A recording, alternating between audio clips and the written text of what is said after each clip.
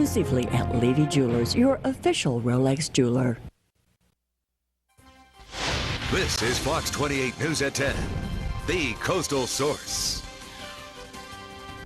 And new tonight, most of us are used to taking walks in the park or admiring nature, but we have a park of sorts that you have probably never seen. Jesse Blanco takes us to Gray's Reef. The early bird not only catches the worm on this day, but also the ride out to sea, 40 miles to be exact, southeast of Savannah out in the Atlantic. It's called Gray's Reef Natural Marine Sanctuary, one of 14 protected marine areas in the United States.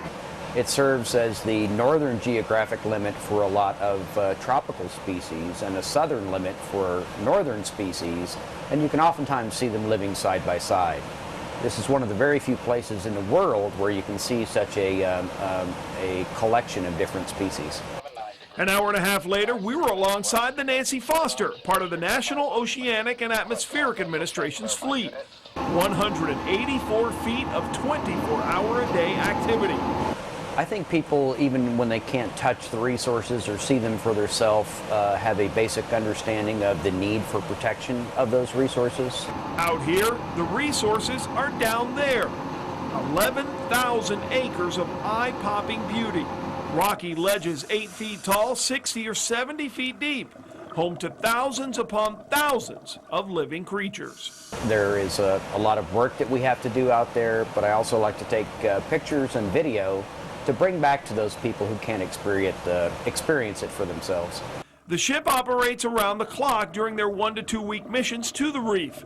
They track fish for size and movement. They study the ocean floor and life on that reef. And they do it on a shoestring budget. As a result, a lot of the people who work here on this ship do so for free. They're volunteers, including 2 of the guys on that boat right out there. One lives in Pooler, the other lives in Rincon, but in their spare time, they'd rather live out here.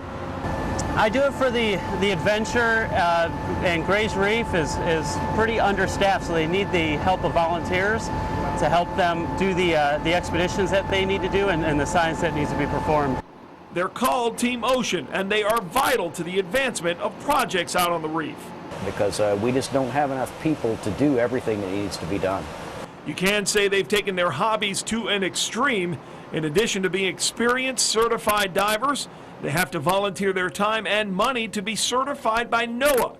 But they still wouldn't trade it for anything in this world, above the waterline or below. I've been diving since 2004, where I learned in the lakes and quarries of Oklahoma, and moved out here in 2005, and I've been diving pretty regularly since.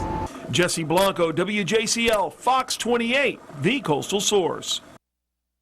And Gray's Reef is open to the public for fishing and diving. For more information, just go to our website, thecoastalsource.com. And speaking of fish, Big Frank's talking about some sharks of his own over there. Hey there. That's right. The blood is in the water, and the seaport sharks are getting